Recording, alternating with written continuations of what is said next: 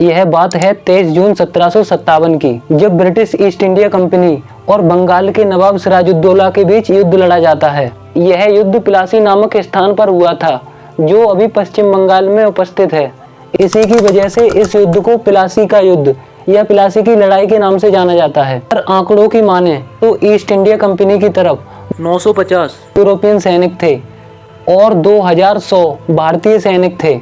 वहीं दूसरी तरफ देखा जाए तो बंगाल के नवाब सिराजुद्दौला की 50,000 की सेना थी, जिसमें से सिर्फ 5,000 ने ही युद्ध में हिस्सा लिया। अगर मोटे तौर पर भी देखा जाए तो सिराजुद्दौला की सेना कंपनी की सेना से ज्यादा थी, फिर भी सिराजुद्दौला की हार हो गई।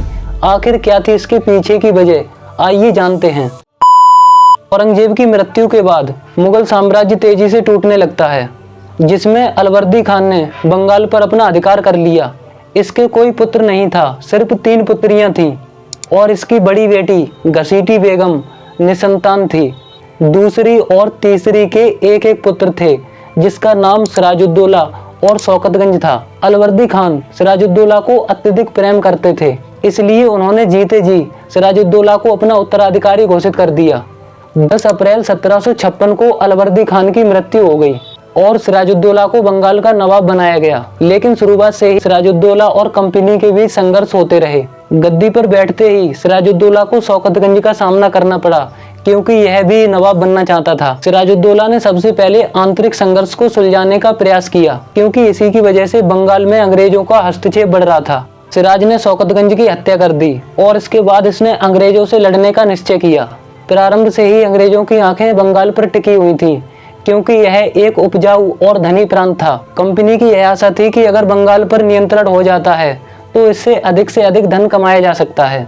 बंगाल की प्राचीन परंपरा के अनुसार अगर कोई नवाब गद्दी पर बैठता था तो उस दिन नवाब के अधीन राजाओं और अमीरों को दरबार में उपस्थित होकर उपहार भेंट करने होते थे, जिससे दरबार में यह मैसेज जाता था कि वे इस नए नवाब को स्वीकार करते हैं। लेकिन सिराजुद्दौला के राज्याभिषेक पर कोई भी अंग्रेज का प्रतिनिधि दरबार में नहीं आया, क्योंकि यह सिराजुद्दौला को नवाब नहीं मानते थे। यह सिराजुद्दौला के स्थान पर किसी ऐसे शासक को लाना चाहते थे जो उनके इशारे पर काम करे। इसी समय एक कालकोठरी की घटना का जिक्र मिलता है, जिसमें सिराजुद्दौला के द्वारा 146 ब्रिटिश कैदियों को एक छोटे से कमरे में बंद कर दिया गया था। इसकी चर्चा हमने इस वाली वीडियो में की है। वीडियो का लिंक डिस्क्रिप्शन में डाल दिया है, वहां जाके आप देख सकते हैं।